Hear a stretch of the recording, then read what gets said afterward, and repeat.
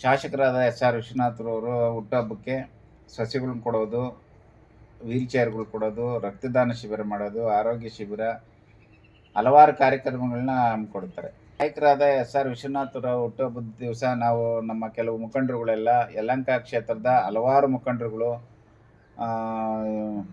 ರಕ್ತದಾನ ಶಿಬಿರ ಮತ್ತು ಆರೋಗ್ಯ ಶಿಬಿರ, ಬಡವರಿಗೆ ಉಚಿತವಾಗಿ ಏನಾದರೂ ಕೊಡೋವಂಥದ್ದು, ಮತ್ತು ಆಶ್ರಮಗಳಿಗೆ ಹಣ್ಣು ಹಂಪಲು, ಮೆಡಿಷನ್ಸ್ ಕೊಡೋವಂಥದ್ದು, ಬೆಡ್ಶೀಟ್ ಕೊಡೋವಂಥದ್ದು ಎಲ್ಲ ಕಾರ್ಯಕ್ರಮಗಳನ್ನ ಸುಮಾರು ಜನ ನಮ್ಮ ಲೀಡ್ರುಗಳೆಲ್ಲ ಹಮ್ಮಿಕೊಂಡಿದ್ದಾರೆ. ಮತ್ತು ನಾವು ಸಹ ಅದನ್ನು ಕಾರ್ಯಕ್ರಮ ಮಾಡಬೇಕು ಅಂತೇಳಿ ನಾವು ಆ ಕಾರ್ಯಕ್ರಮನ ಯಶಸ್ವಿಗೊಳಿಸ್ಬೇಕು.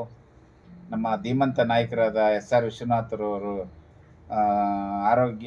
ಐಶ್ವರ್ಯ, ಆರೋಗ್ಯ, ಅಭಿವೃದ್ಧಿ ಮತ್ತು ಹೆಚ್ಚಿನ ಅಧಿಕಾರವನ್ನು ಕೊಟ್ಟು ಭಗವಂತ ಕಾಪಾಡಲಿ. ಮುಂದಿನ ದಿವಸಗಳಲ್ಲಿ ನಮಗೆ ನಮ್ಮ BJP ಅಧಿಕಾರಕ್ಕೆ ಬಂದು ಅವ್ರಿಗೆ ಹೆಚ್ಚಿನ ಅಧಿಕಾರ ಸಿಗಲಿ ಅಂತೇಳಿ ನಾನು ತುಂಬ ಹೃದಯದಿಂದ ಭಾವಿಸ್ತೀನಿ. ನಮ್ಮ ಕ್ಷೇತ್ರದಲ್ಲಿ 224 ಕ್ಷೇತ್ರಗಳಲ್ಲಿ ಮೊದಲನೇದು ಅಂತಲೇ ಹೇಳ್ಬೋದು. ಯಾಕೆಂದರೆ ನಾವು ಈ ಥರ ಅಭಿವೃದ್ಧಿನ ಕಂಡೇ ಇರಲಿಲ್ಲ. ನಾನು ಈ 58 ವರ್ಷಗಳ ಇತಿಹಾಸದಲ್ಲಿ ಭಾಳ ಕ್ಷೇತ್ರಗಳು ನನಗೆ ನೋಡ್ತಾ ಇರ್ತೀನಿ. ನಾನು ಟೂರ್ ಹೋಗ್ಬೇಕಾದ್ರೆ ಅಲ್ಲಿ ಇಲ್ಲಿ ಎಲ್ಲ ವಿಚಾರಣೆ ಮಾಡ್ತಾ ಇರ್ತೀವಿ. ಭಾಳಷ್ಟು ಅಭಿವೃದ್ಧಿ ಕಂಡಿದ್ದೀವಿ.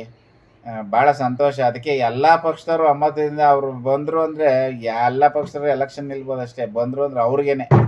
ಯಾಕೆಂದರೆ ಅವರು ಕೊಟ್ಟು ಮಾತಿನಂತೆ ನಡ್ಕೊತಾರೆ. ಇಂಥ ಊರಲ್ಲಿ ಇಂಥ ಕೆಲಸ ಆಗಬೇಕು, ಆಯಿತು, ಹಿಂಗಲ್ಲ ಹಿಂಗೆ.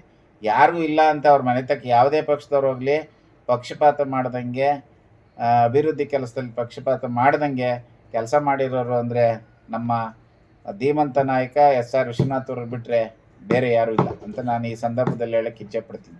ಒಮ್ಮೆ ನಮ್ಮ ಯಲಹಂಕ ಕ್ಷೇತ್ರದ ಧೀಮಂತ ನಾಯಕರಾದ ಎಸ್.ಆರ್. ವಿಶ್ವನಾಥ್ ಅವರಿಗೆ ಹುಟ್ಟುಹಬ್ಬದ ಶುಭಾಶಯಗಳನ್ನು ಕೋರ್ತಾ, ಅವ್ರ ಕುಟುಂಬಕ್ಕೆ ಅವ್ರಿಗೆ ಭಗವಂತ ಆಯುಸ್ಸು, ಐಶ್ವರ್ಯ, ಆರೋಗ್ಯ ಎಲ್ಲ ಕೊಟ್ಟು ಕಾಪಾಡಲಿ. ಮುಂದಿನ ದಿವಸಗಳಲ್ಲಿ ಹೆಚ್ಚಿನ ಅಧಿಕಾರ ಅನುಭವಿಸ್ಲಿ ಅಂತ ಹೇಳ್ತಾ ನನ್ನ 2 ಮಾತುಗಳು ಮುಗಿಸ್ತಾ ಇದ್ದೀನಿ.